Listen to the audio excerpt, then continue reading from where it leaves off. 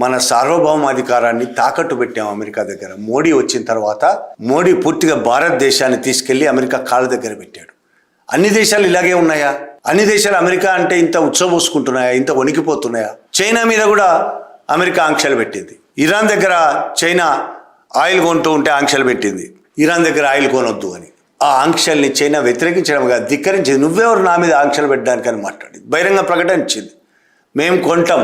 తన కంపెనీలకు, తన దేశంలోని కంపెనీలన్నింటికి చెప్పింది, కొనండి, అమెరికా ఎన్నైనా మాట్లాడుకొని కొనండి అని చాలా ధైర్యంగా. అది కదా ధైర్యం అంటే, వెన్నెముక ఉండడం అంటే అది కదా.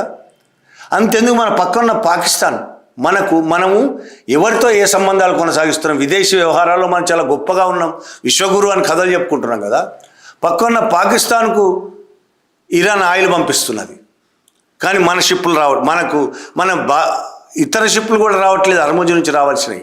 ఇరాన్ ఆయిల్ కొనే ధైర్యం మనకు లేదు. ఎలాగో ఇరాన్ ఆయిల్ కొనడమే కాదు, ఇరాన్ నుంచి డైరెక్ట్గా ఇక్కడికి ఆయిల్ రావడం కోసం ఇరాన్లో మనం ఒక పోర్టు నిర్మించాలనుకున్నాం. కొన్ని వేల కోట్ల రూపాయలు ఖర్చు పెట్టినాం దానికోసం. అమెరికా బెదిరించేసరికి వేల కోట్ల రూపాయలు వదులుకొని మరి పోర్టును వదులుకొని వచ్చేసినాం. సగం దాదాపు 300 భాగం కట్టేశారు, దాన్ని వదులుకొని వచ్చేసినాం.